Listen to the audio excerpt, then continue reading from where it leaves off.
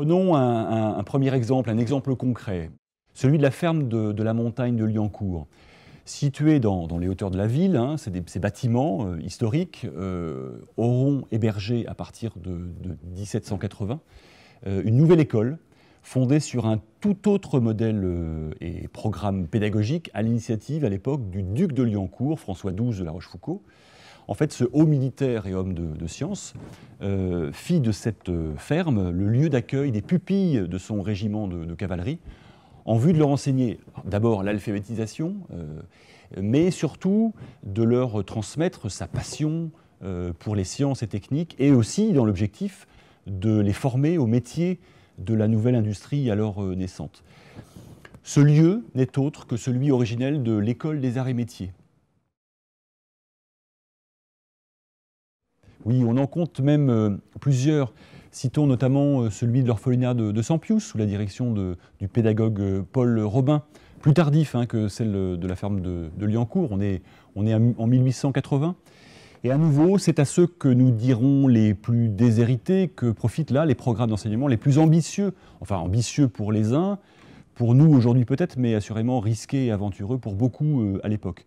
Parmi les valeurs transmises, on y retrouve notamment en tête l'égalité des sexes en tout, et puis est soutenue également, développer ici une éducation à la pluralité des arts, l'aménagement d'ateliers où la part pratique et théorique, où les parts pratiques et théoriques se renforcent, se soudent, on pourrait dire.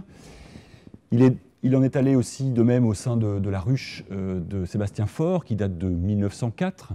C'est un autre exemple fameux de coopération, de collaboration, d'association des savoirs et des aptitudes, qui augurait là de nouvelles entreprises créatives et inventives en atelier. Et puis il y a un troisième exemple de cette conception libertaire, plus directement ici fouriériste de l'éducation, celui ayant partie liée au projet global du familistère de Guise, inspiré par le phalanstère de Fourier, qui fut bâti entre 1859 et 1884.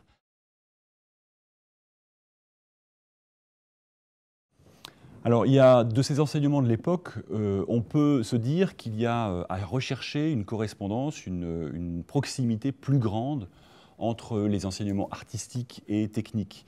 Il y avait une promesse qui s'est exprimée un temps, qui était d'essayer de chercher une sorte de moment convergent d'enseignement des arts et des techniques. On a peut-être, de manière un peu arbitraire, scindé une partie de ces savoirs et de ces enseignements, et donc il s'agirait certainement aujourd'hui d'arriver à trouver une sorte de collusion, de confusion, du verser ensemble de ces différents enseignements arts et techniques.